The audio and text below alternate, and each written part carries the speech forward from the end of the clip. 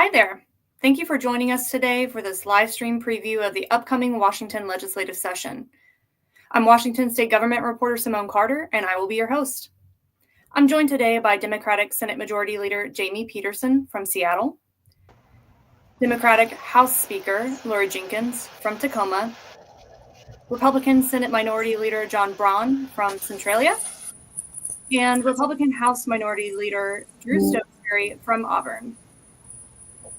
Thank you all for taking time out of your busy schedules to join us. We were flooded with reader questions submitted before today's event, and we have some time constraints on our panelists' availability, so please keep your answers concise so that we can get to as many questions as possible. Also note that Speaker Jinkins will have to leave a few minutes early, so we would love to hear as many of her responses as we can before she has to go. Let's get to the questions. For viewers who have not yet heard, what are some of your caucus's main priorities this session? Please try to keep your answers to 3 minutes or less.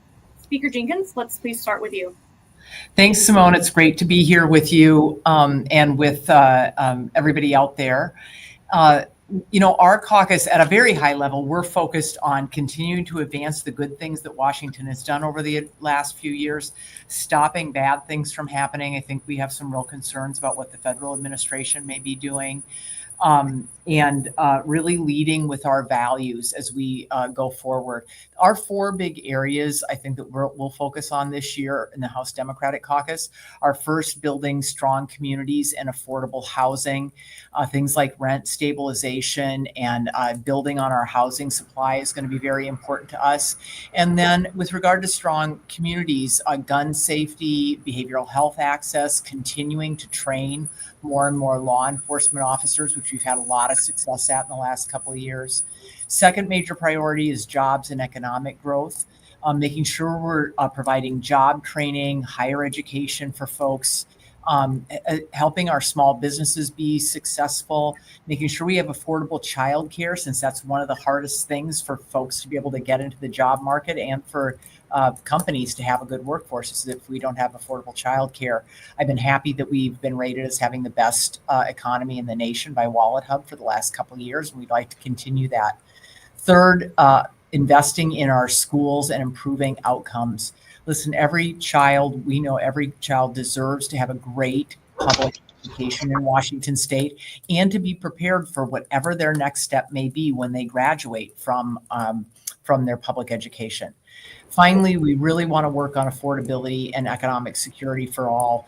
We're going to keep on trying to bring down costs for working families, provide consumer protection in robust sorts of ways, and again, work on those childcare costs. So those are, I think, our 4 big areas that we'll be focused on. Thank you. All right, Senator Braun, please go ahead.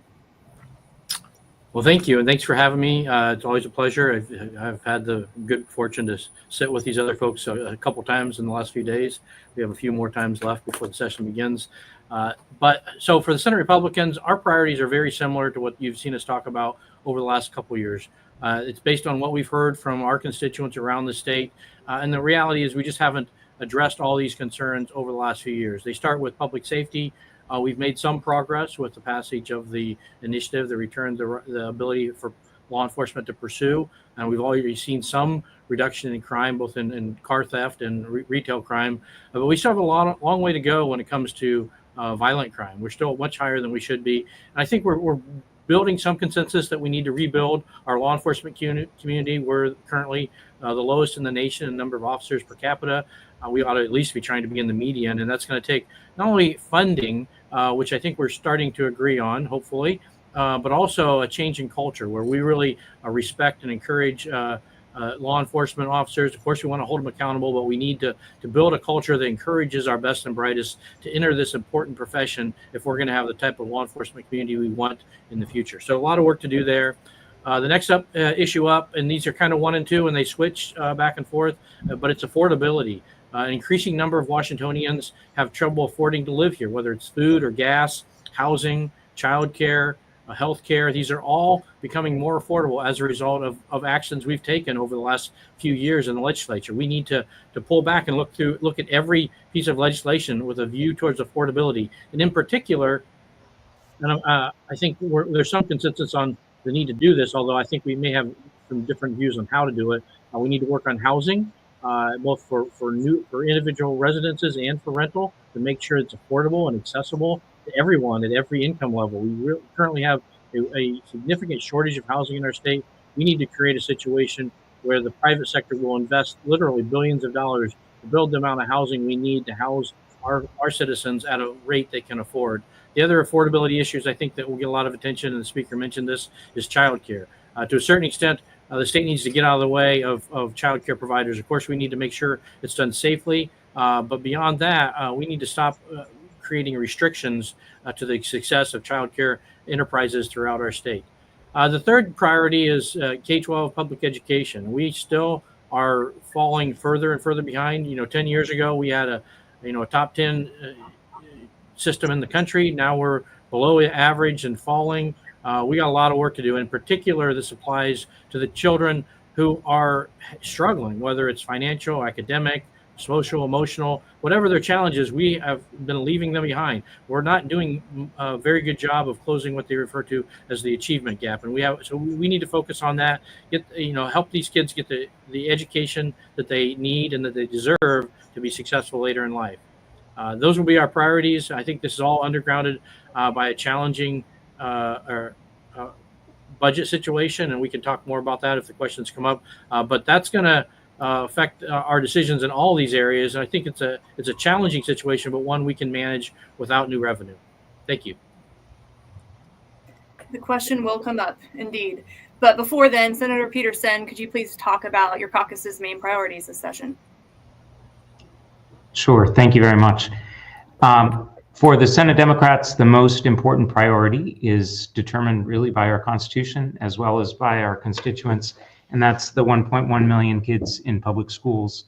We want to make sure that schools all around the state are amply funded and able to give a great education to kids so that they have a fantastic start in life.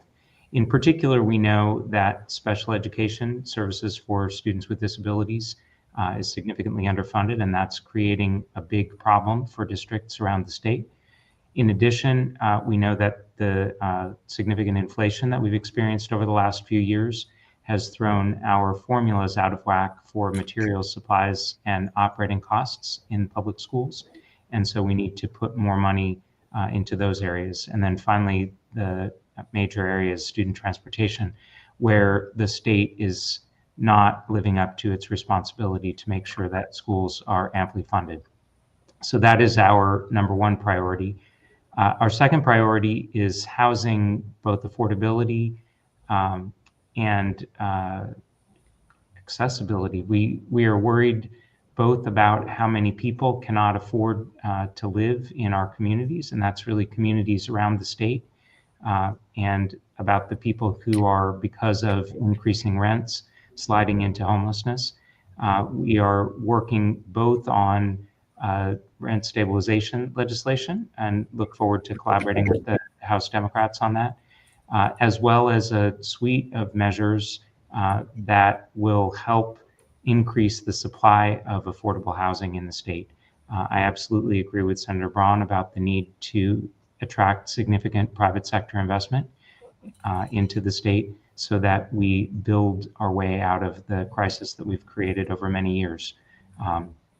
And I think that will be a significant help for people all around the state in terms of making this an affordable place to live, as well as the wonderful place that it already is.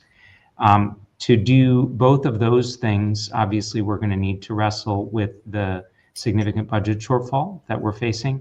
And so that's the other major challenge of the session, to do that work in a way that is consistent with our values. So those are our top priorities. I guess I'll note, like the speaker, I am anxious about what may be coming our way from Washington, D.C., and so we'll be prepared to defend the people of our state from whatever might be coming out of that chaos.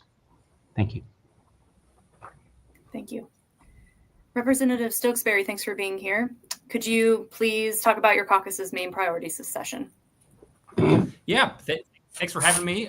We started with Speaker Jinkins and Senator Braun. I thought we're going in order of how long we had been caucus leaders, and I was excited to not be last. But I guess I'm still last, and welcome to our ranks, Senator Pedersen. House Republicans are going to be very similar to what you heard the Senate Republicans talk about, and that's for two reasons. One is, Washington is facing a growing catalog of crises, and we don't think that the state has and the legislature has adequately responded to those crises and fixed the issues that are confronting our state. And second, when we go out into our communities and talk to our constituents about what they want to see change in Washington state and what they want to see from our state government, they're telling us all these same things. We have got a public safety crisis. We have the fewest number of police officers of any state in the country per capita. Pick virtually any category of crime, whether it's property crime, violent crime, homicide, auto theft. Washington is one of the worst states for that category, and our rates are getting worse than the national average. That's completely unacceptable. Every Washingtonian deserves to feel safe in their home and in their community, and they don't feel that way right now. So we are going to be proposing bills to help us get out of last place in terms of the number of police officers we have. And we're going to be pushing for policies that, frankly, make crime illegal again. And I think for too long, the criminal justice system has centered on the criminals, and it needs to do a better job centering on victims. And I think Olympia can really help push us in the right direction in that regard. We've got an affordability crisis. We are among the top 5 states for most expensive gas, most expensive groceries, and most expensive housing, 3 of life's most basic necessities in the 21st century. So not everything we can do at the state level can fix the sort of nationwide inflation that happened under President Biden's term, but we can do a lot to make Washingtonians' lives more affordable. We were one of the only states in the country to not pass broad-based tax relief during the COVID period. Even dark blue states like New York, Illinois, Massachusetts, New Jersey, California figured out a way to do it. Unfortunately, we did not, and now we've got a pretty significant budget crisis facing the state. So number one is don't raise taxes anymore and make life even more unaffordable. And then step 2 is to figure out some of these things that working families spend the most money on: diapers, prepared food, gas, and figure out ways we can reduce their cost of consuming those basic necessities of life. We've got to make Washington more affordable. And then the third issue is something that, we've already heard Speaker Jinkins and Senator Pedersen talk about, as well as Senator Braun, and that is fixing the state's education system. Education is the state's paramount duty. We're the only state in the country that has that requirement. I'm very glad it's there. But the point of our Constitution saying that education is the state's paramount duty is not to pat ourselves on the back to say we're the only one that says that, or not to send more money to school districts just to be excited about sending more money to school districts. The point is we want better outcomes for kids so that any child, regardless of zip code, is able to get a high-class education that prepares them for college or career. And we do a really good job with part of the equation. We do a really good job with funding K-12 education. It got over 50% of the state budget at one point in time in recent memory. And Washington teachers are among the highest paid in the country. And that's fantastic. But the results do not demonstrate that we're getting value for that money. 50% of kids are failing reading standards. 60% are failing math standards. And that's not acceptable. So we've got to figure out a way to finally get after some of the learning loss that occurred when schools were shut down for a year and then operated remotely for another year during COVID. We have got to figure out ways to improve third grade literacy rates, which is a huge linchpin in a child's education journey. Virtually any study that looks at it shows that children are dramatically more likely to be successful in their education and graduate on time if they can read at a third grade level when they're in third grade. And if they can't meet that threshold, then they're much more likely to end up dropping out or not being ready for a college or career. So we've got to do things to not just make sure schools are well funded, but also make sure schools are well functioning. And we've only been focused on one aspect of that equation. And then, as Senator Braun alluded to, the backdrop of all this is a really big budget deficit. Some bad choices were made, in my opinion, in the past that set the state up to be in this bad budget picture we're in now. And then because of those bad decisions, we now have to make a hard decision. We either have to reduce spending or we have to raise taxes. And so I think Republicans are going to work really hard to avoid tax increases that will make the economy worse off, make it harder to find a job, make life more unaffordable here in Washington. The state has to live within its means. Unlike in past budget periods when we've had a hard budget to balance, we are not in the middle of a recession. State tax revenue is growing. So the trick is making sure we can live within our means, fund services that are important, that make people's lives better, but not unnecessarily raise taxes and harm the economy and harm working people. So that's what House Republicans are going to be focused on for the next 105 days as well. Great. And a great segue into our reader questions. The bulk of our reader questions had to deal with the budget. What led to the significant budget shortfall that the state is facing, and what are some of the primary solutions that your caucus is proposing, and are taxes among them? Speaker Jinkins, I'd like you to start. Thanks. Thanks for that question, Simone. There's really three things that led us here. I think the first one is increases in caseloads in entitlement areas. So, for example, 70% of our students currently qualify for free school lunches, something that I think Washingtonians have very strong support for. 20% of Washingtonians, over 20%, are receiving Medicaid, which is healthcare assistance. Our K-12 budget that everyone has talked about wanting to improve investments and outcomes for our K-12 system has a $4.5 billion caseload increase in it. Now, these are because of policies that we've adopted in many spaces in order to kind of improve services to the people of this state. Certainly, we also have increases in childcare and wanting to provide more childcare access for people in this state. So these are already things that we heard this last November voters in this state find very, very valuable and do support. But that drives a lot of what our costs are. Inflation, just like for families in our state, has also had an impact on Washington's budget. So that's been a second driver. And the third driver is technical but important.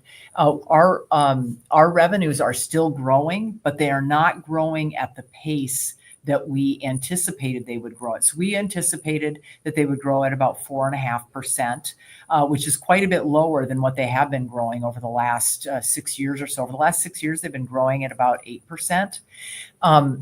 So we projected in our last biennial budget about a 4.5% growth, but they've been growing at only 2.5%.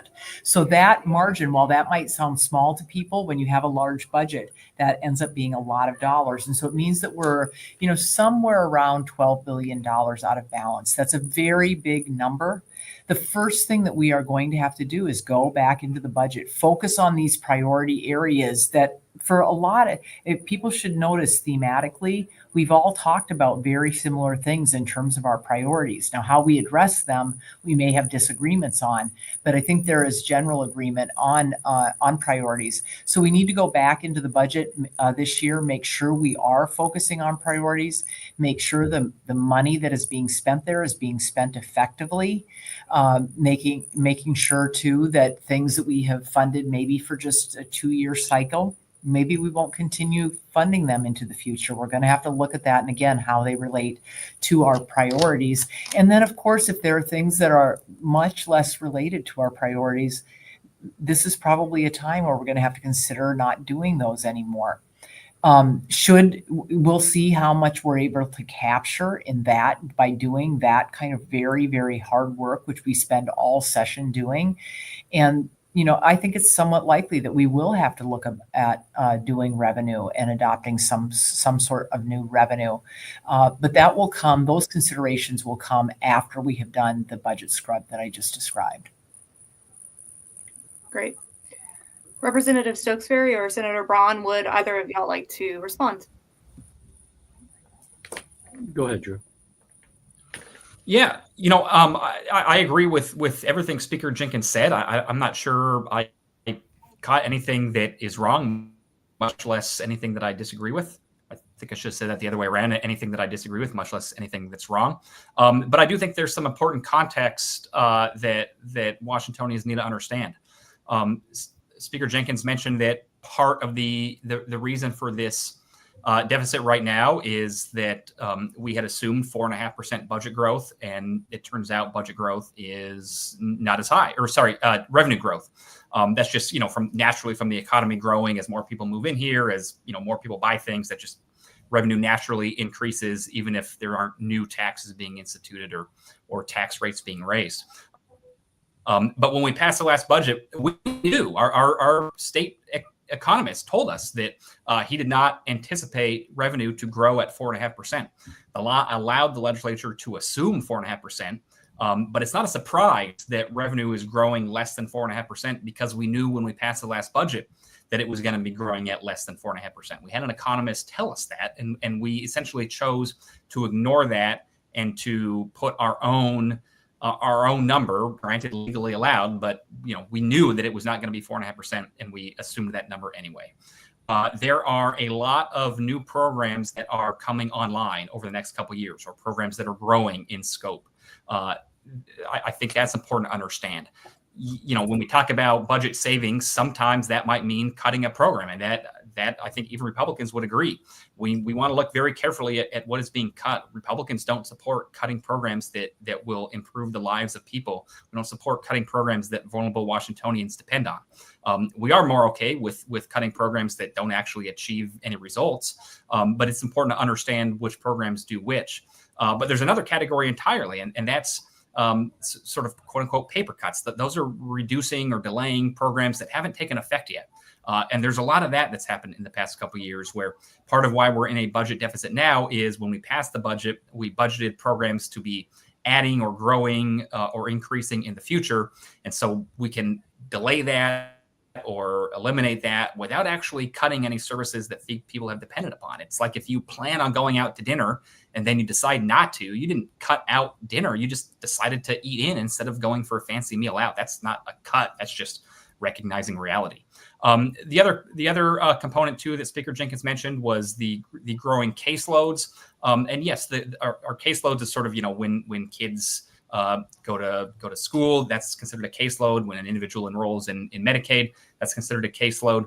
The dollar amount, the dollar cost of those is going up, but the number of people that need those services is still continuing to go down. K-12 enrollment is declining. The total cost that we're spending is going up.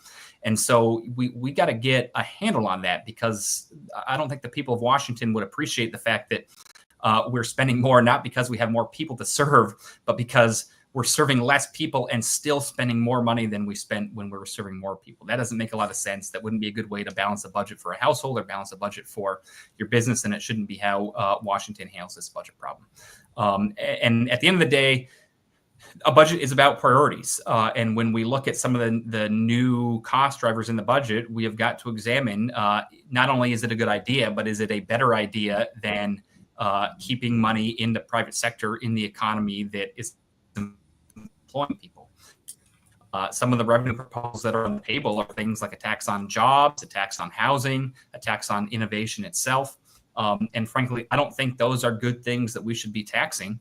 I think we need to clear a very, very high bar for the quality of government services being delivered before we decide to start taxing jobs, housing, or innovation. And I don't think we've met that bar yet. I think we can solve this budget problem by looking very closely at programs that already exist and not worrying about raising new taxes. Right. And unfortunately, it looks like Speaker Jinkins is running out of time. Do you want to add anything else to this discussion before you have to jet off to your next appointment? Sorry that I have to go to this next appointment, everyone. It's been good to be here with this group, and I look forward to working with them all. I mostly just, Simone, want to urge the folks who are listening to this and who are engaging to consider coming to Olympia, to watching hearings either remotely or coming down and watching hearings, testifying in them. You can testify remotely in both the House and the Senate. Set meetings with your elected legislators. We're going to be down in Olympia full time for the next 4 months. So you can come down here and meet with us. or we can meet with you remotely. Fully engaging, giving us your feedback, giving us your ideas is something that will really help us make the best decisions on behalf of the people of this state. And that's really what we all want to do. Even though you'll find us disagreeing about a lot of things, you'll also find us agreeing about a lot of things, as hopefully you already have. So sorry I have to sign off, but I'm sure that the three members that are left here will do a great job at letting people know what some of the issues on the table are. Thank you so much for joining us, Speaker Jinkins. So we have several other questions to get to. I know we kind of went by pretty quickly on the issue of the budget deficit. So before I move on, are there any last thoughts that Senator Pedersen you'd like to add, or Senator Braun? Jamie, I'll defer to you first. Go ahead. Well, I would just, I think I agree with a lot of what Representative Stokesbury said. I want to weigh in a little bit on the tax issue, because we have been enormously fortunate over the last 6 or 7 years with the state's economy, but we've seen it kind of, go down slowly. We had, prior to that, we had 5 years, we had split majorities in the legislature. They were difficult in the sense of negotiating an agreed upon budget, but they almost, they without question, actually, each time resulted in a budget that addressed our joint priorities and frankly had a fairly light touch on the business community and our economy in general. And I think that's a key driver in why we thrived. And since then, we, the current majorities have added additional taxes, and almost every year we've been Olympia. Like this last year, I think, was the only exception. And we've seen the economy slowly drift down and down. Now, so today we got this budget challenge we got to deal with, and it's in large part because our revenue is not growing at the rate it has grown in the past. And I have deep concerns that if we pile on yet again to the business community and we say we need, give them another tax they have to do with, we're going to continue in this spiral, and we're going to go from a slowing economy to a shrinking economy, which is going to be good for no one. So I think we should be enormously cautious when we talk about any type of new revenue. I do not think that's the right way to solve this. We have the ability to go in and look at the situation. Remember, $72 billion budget currently, with a revenue of $67 billion. So we got ourselves in this situation by spending from our reserves and from one-time money more than we had coming in, which is unfortunate, but that's where we're at. And then $10 billion or $12 billion deficit. I mean, depending on what you're counting, it makes a difference. I think 10 is the right number. Almost half of that is stuff that's new stuff, whether it's policy that hasn't been implemented but has been approved, sometimes on a bipartisan basis, but hasn't been implemented yet. Let's not do that. I think even Governor-elect Ferguson agrees with that. We should step back from things we haven't done yet. The same thing is true for the collective bargaining agreements. And I understand me. I want to make sure we pay our state employees well. But this is not the time to enact a record-setting collective bargaining agreement. The law allows us to decide that. The governor can decide it's financially unfeasible. We can go back and rethink that, renegotiate it, and do it in a way we can afford within our means. So we can do a lot of stuff to prevent, to avoid having to raise taxes on our business community, and affect our economy in ways that are negative when we're already seeing it start to slow down. We don't want to add to that slowness. Anyhow, I that's all I have. Thank you. Thank you. I will just put as a counterpoint that the taxes that we're talking about, if we get to the end of the process and determine that we need additional revenue to make the investments that we believe are necessary to continue having our economy grow and thrive, are taxes on extremely wealthy people. In Governor Inslee's proposal, a wealth tax that would apply to people who have more than $100 million in assets, and on large companies who are paying wages above $168,000 per year, which is the Social Security maximum. So I think we are interested in using some of that revenue potentially to lower more regressive taxes that are paid by the bulk of people in the state, such as the sales tax. I think this crisis crisis is probably a strong word. We're talking about probably 8 or 9% of the budget per year. That is the shortfall right now.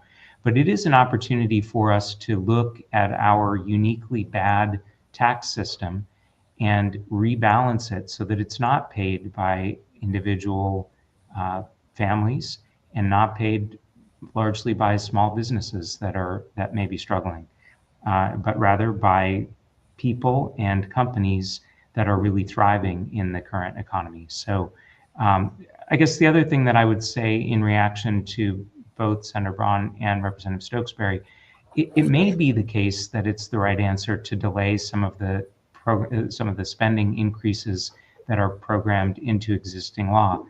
But the best example of that is really the Fair Start for Kids Act, which is implementing increased support for childcare and early learning. I think we all know that those are really important investments, both for our families and for their affordability and for our business community. And so I wouldn't rush to say that the right answer is automatically to delay implementing new spending. I think we need to go through a really thoughtful process of determining what are the investments that are most important for us to make so that we can create a thriving state going forward. Right. Well, and affordability was a major topic of concern among our readers, especially when it comes to housing, healthcare, childcare, and food. Housing was the dominant theme. One reader noted that the average age of the first-time homebuyer is now roughly 40 years old, an all-time high. Others pointed out that rents have skyrocketed in recent years. Is this enough of a concern that the legislature will do something about it? Who'd like to start us out? I guess I could start on that one. As I said in the opening, I do think that we now have agreement between the House and Senate Democrats that we will be pursuing rent stabilization legislation. That's not the solution to the problem for everyone and in the long term, but we have heard so many stories of people who are being displaced from their homes because of absolutely ridiculous increases in rent, with consequences to families, to kids and their stability and communities that we really need to take some action in the meantime. We intend to accompany that with a robust package of measures that will, in the long term, increase the production of housing, because in the long term, I think on this, I agree with Senator Braun and Representative Stokesbury. The only way that we get out of the housing affordability crisis that we have is by robust development in the private sector of additional housing. That is what will, in the long term, bend the curve. But in the short term, families need help, and the rent stabilization legislation will assist in keeping folks housed. Representative Stokesbury or Senator Braun? So yeah, I do. Oh, go ahead, John. No, you're fine. You're fine. Go ahead. Now I can only see me. So yeah. Sorry, everybody. The glamours of technology. Yes, to answer your question, Simone, I do think the legislature is going to seriously consider how we do this. There are going to be some pretty pronounced disagreements between the Republicans and Democrats over exactly how to do it. There's also going to be some agreements. A good source of agreement that Senator Pedersen mentioned was, I think there's a growing consensus that the best way we solve this problem over the medium and long term is by building more supply. Washington has a lot of potential as a state. I was fortunate enough to be born and raised here. I went to college and law school out of state, and both times I came back home because I knew how great our state could be. And, it's not just people that are born here that come back here. We get all kinds of transplants from around the country that come here. That means that we have got to build enough housing units to keep up with all that. The laws of supply and demand are not some right-wing talk radio show host fever dream. The law of supply and demand is just how the world works. And right now we have a lot more people demanding a place to live than we have a supply for them to live. We have something like the fewest number of housing units per capita of any state in the country. And if we're not dead last, we're like in the bottom 2 or 3. And that's the function of a study commissioned by the lieutenant governor. These aren't partisan talking points. So the best long-term solution is we build more supply. Republicans are in support of building supply of all types. We want big houses and small houses. We want more houses, more density in urban areas. We want more neighborhoods in suburban communities like mine. We want people that own land in rural areas to be, more easily able to build on the land that they own and that they bought. We need townhouses. We need condos. We need accessible dwelling units. So we have got to make it easier to build houses. The legislature has made a little progress in that regard over the past couple of years. We have a lot more progress we need to make. One of the other topics that Senator Pedersen mentioned is rent control or rent stabilization, however you want to describe it. And that's one where I think we're going to disagree. Certainly understand the dynamics behind it, understand the goals. We share the goals as Republicans of wanting to make sure everybody can afford a place to own or to rent, whatever makes sense for them. But just the way the market works, if Washington imposes some kind of price cap or increase cap on rental units, there is going to be less and less capital being invested by developers here in Washington. Folks are going to look to places like Idaho and Oregon and Nevada and Texas and Florida as better destinations for their capital investment dollar than Washington. So while it might feel good and while it might even create a little bit of temporary relief, in the medium term and long term, I think it will mean a lot fewer units of housing get built here, which means it's going to be a lot harder to bring down that average cost of renting or average cost of buying. Then the last thing we need to do is, just make it easier to build housing. We need to fix the permitting process. We need to fix the Growth Management Act. We just need to make it easier for a developer who might actually want to build housing here, make it easier for their project to pencil out so that they decide to start moving dirt around and building housing so we can get more units online. And that ought to be the biggest priority. And then the last thing I'll say is we can't make the problem worse. There have been proposals to raise the real estate excise tax, to raise property taxes. You can't make housing more affordable if you're going to make it more expensive. So we got to stop doing harm by raising taxes on housing and then get to work on figuring out how we can get more supply into the pipeline as quickly as possible.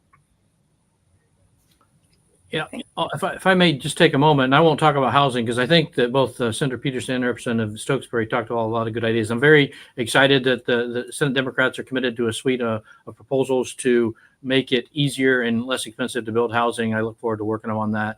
There's a lot of work to be done there. But the other areas you mentioned, healthcare, childcare, food, a couple of things. So we have to make it, we keep adding requirements, particularly to healthcare and childcare, that are driving up these costs. In many cases, we're our own worst enemy, in particular on childcare.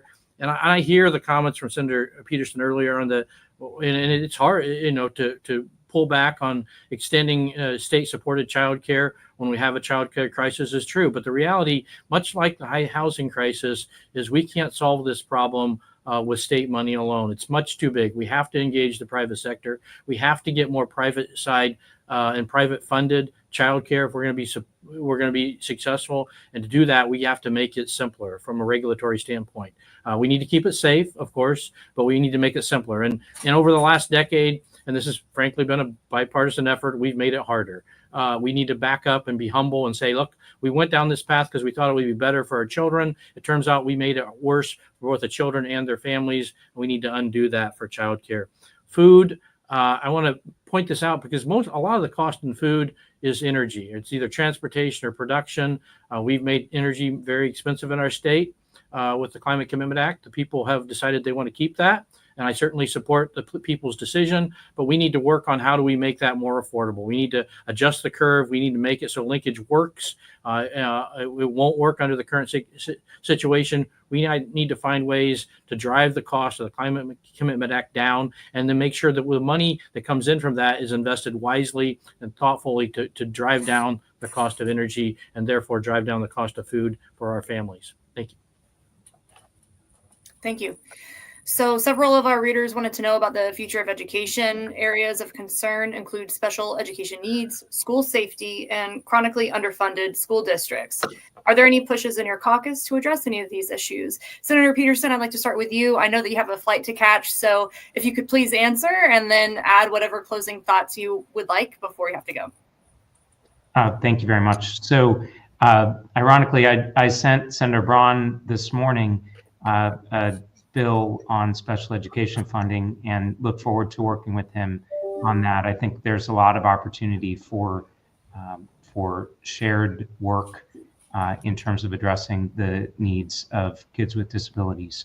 In addition to that, as I said before, I think the broadest way of helping school districts around the state is to help them by increasing state funding for materials, supplies, and operating costs. All of them have experienced significant increases in the cost, for example, of insurance. But we hear stories all the time about teachers who can't get paper in their classrooms. So we do need to make sure that it is a high priority for us, notwithstanding the budget challenge that we're facing, to increase the funding that we're driving out from the state, so that they're not having to use local levies for basic education that ought to be funded by the state. I guess in wrapping up and thinking about the conversations that we've had, because we have had a few chances to interact with each other, I am struck, as usual, by how much overlap there is in terms of the priorities that we're hearing from our constituents and desire to work together. It's often the perception of folks outside of Olympia that everything that we do is partisan and that we're clashing on every single bill. The reality is that the vast majority of legislation that moves through here is legislation that we all agree on. And I want to thank Senator Braun and his caucus who have engaged with us on the budget, so that we, for the last couple of years, have come out of the Senate with budgets that are bipartisan and agreed to. We are absolutely committed to continuing to include the minority party in our discussions and in the development of the budgets.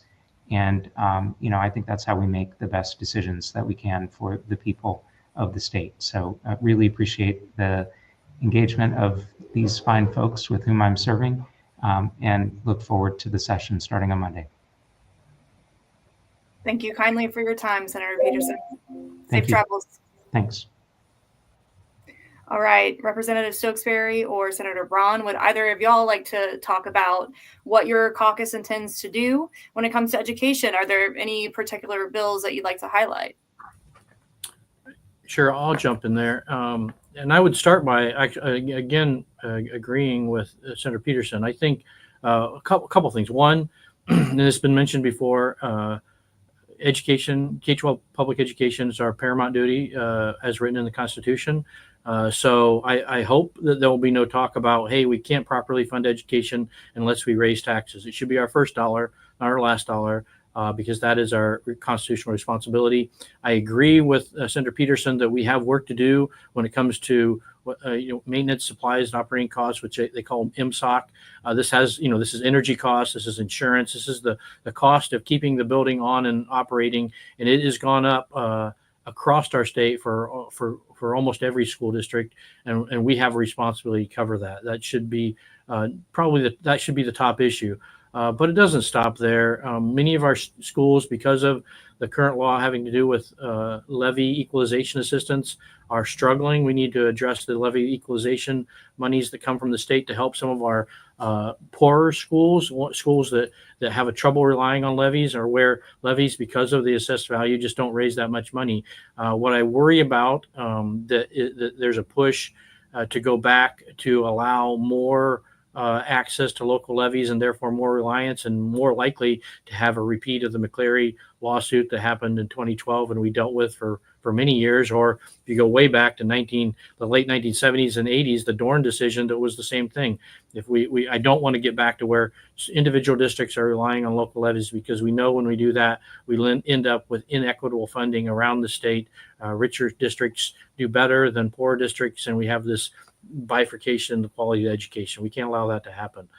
Beyond that, I think, given the budget situation we have, it's going to be a struggle to make broad investments. I do think, and I've worked for many years on special education funding, we've had some success doing that. I look forward to working with Senator Pedersen and Senator Wellman on funding special education. We've closed the gap considerably, but there's still some glaring problems in that area.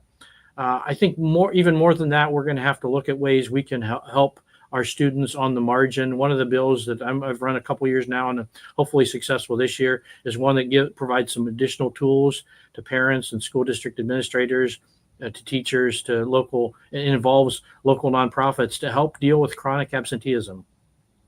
Chronic absenteeism is when students are absent for more than 10% of the school days. Doesn't matter whether they're excused or non-excused. They're just out of the classroom, and therefore they're having difficulty keeping up, let alone catch up for those who are behind because of the pandemic or other reasons. We have a tremendous problem. We have for some time in our state with chronic absenteeism. It existed in our state in high numbers before the pandemic. It got much worse during the pandemic, and it has gotten some better, but not nearly that much better. We're still one of the worst in the country, and we need to do some work, give folks tools to address this. This is all based on a pilot that was done down in the Educational Service District 112 with some positive results. And I think these are places where we can have very outsized outcomes relative to the cost. And we're going to have to look for opportunities like that if we're going to be successful in this kind of a budget year. Representative Stokesbury, do you want to add anything about education? What are you looking for? Yeah, sorry to interrupt, Simone, but yeah, I just want to say briefly a couple things.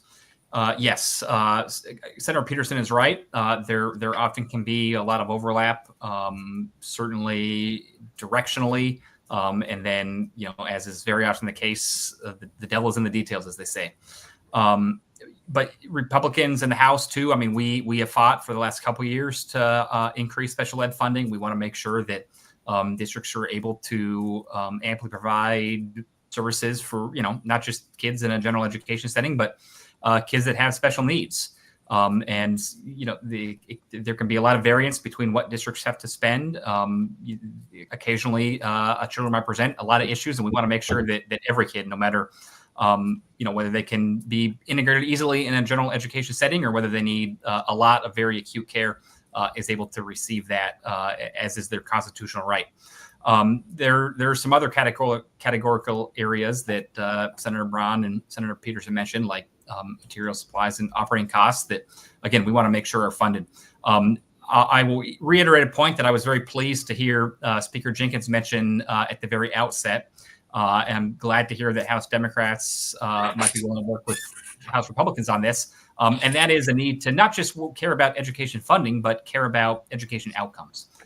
Both of them are really important. You cannot have good education outcomes without solid education funding, but you can definitely have the opposite. You can have good education funding without outcomes to show for it. I think that's a situation we might be in right now. Education is over 40% of the state budget. In raw dollar amounts, it's more than we've ever spent, but we're not seeing the results for it. We're seeing too many kids not graduate, too many kids not meet grade standards for math or for reading or even for science. And so we've got to make sure the outcomes we're getting are commensurate with the investments we're putting into the system.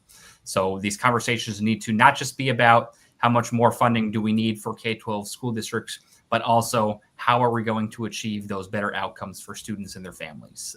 And so look forward to working with anybody, Republican, Democrat, anybody that cares about making sure kids have better outcomes. Those are folks that House Republicans want to work with in session. All right. Well, I'm looking forward to watching those bills come through. So unfortunately, it is looking like our time has come to a close. Is there anything that you would like to say before we sign off? Could we start with you, Senator Braun? Sure. So first of all, thank you once again for putting this program together. I appreciate you doing that, and I think we've had a nice discussion. I think you get the sense from the tone there is a genuine desire to find common ground. We share a lot of the same priorities. That's not shocking. Our constituents live in the same state. They're dealing with the same regulatory system. We have a lot of the same problems, the challenges. We have different views on how to solve those. So we're going to be, work in good faith to try to find common ground. We're also going to stick with our principles where we might not be able to find common ground and fight for what we think is a better path for the state of Washington. We'll see how that works. That's how our government works in general, and hopefully it'll work well this session. The one thing I would say along those lines is because people make this comment all the time, the vast majority of the bills that pass out of the both chambers are either are nearly unanimous. Those are all good bills and they're all important, but they're probably not the most important. The controversial stuff is where we disagree, and we need to work harder to find agreement there. We have some good examples. I was in an event last night with the speaker, and we talked a little bit about this. Good examples. Behavioral health is a good example where we've worked on very hard issues in a bipartisan way. It took a few years, but we worked through the Blake decision in a bipartisan way and got a pretty good solution. It's not quite there yet, but it's much better than what we had before. So we can do this. We just got to be committed. So I'm encouraged when I hear my counterparts on the other side of the aisle say they want to hear from Republicans. They want to understand the challenges we face in our districts, particularly because we often have somewhat we often represent rural districts and they generally represent urban or districts, and our worldviews can be different as a result. So their willingness to listen to our view and look for solutions that work for the whole state is encouraging. I hope that we're able to work to make that work and come out with good results at the end of the session. That will be our job over the next 105 days. And once again, thanks for having me, and I look forward to talking as we work through the process.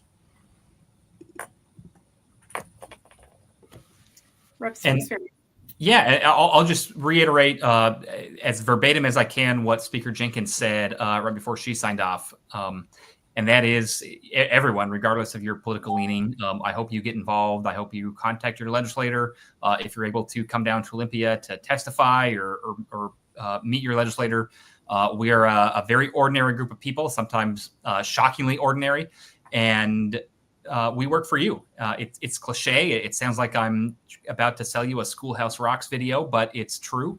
There are hundreds of bills that legislators vote on each year, and very few of them we ever hear from the public on. Certainly there's going to be some really high profile issues. A lot of people have considered abortion, reproductive rights. A lot of people have thought about rent control. But there's a lot of issues that nobody spent a lot of time thinking about. We had a bill last session that would have dramatically affected how natural gas is delivered to customers by a large natural gas utility. It was not a bill that many people had talked about before the session, not a bill that makes regular people get out of bed in the morning, but it was a really important bill. And we actually did hearing from a lot of folks on it. And I think it changed a lot of minds on both sides of the aisle. So I know it's cliche, but seriously, the more folks get involved, the more the government is going to be able to represent you. So please reach out to your legislator and other legislators from your area. We really are desperate to hear from you and make sure we can understand the needs of the communities we represent. Right. Good point. Well, thanks again to our legislative leaders and to you, our viewers and readers. If we didn't get to your question, please don't think that we didn't hear it. We use your questions or concerns from events like these and those emailed into our newsroom as tips to inform our future coverage. You can support local journalism and stay up to date on Washington state coverage by subscribing to your local news sites, the Olympian, the News Tribune, the Bellingham Herald, and the Tri-City Herald. Thank you so much.